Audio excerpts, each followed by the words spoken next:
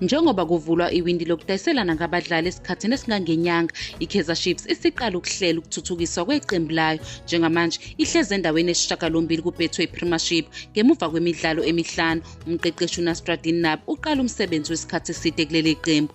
Yize kusesekuseni ukunquma ukuthi ngubani okufanele asale noma ahambe, i-Kaizer Chiefs yenza imizamo yokuqinisa iqembu. Sebeqalile ukuhlonza izikhundla ezidinga ukuthuthukiswa futhi bacubungula imigomo yewindi lokugcina lokushintshana.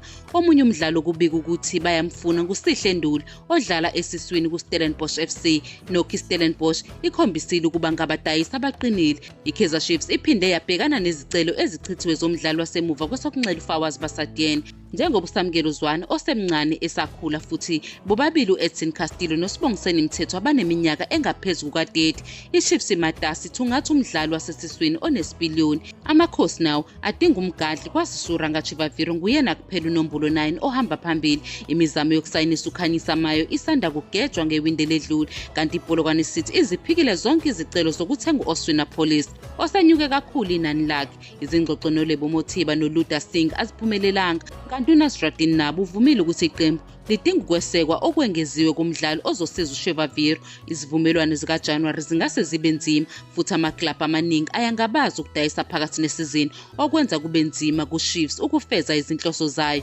UNabi uhlose ukugwema amaphutha enziwa ngumqeqeshi waphambilini uKevin Johnson ongaliqinisanga iqembu ngoJanuwari, yize kwakunezidingo ezisobala. Njengamanje iChiefs izogxila emdlalweni wayo olandelayo neRichards Bay FC ngoLwesithathu oluzayo.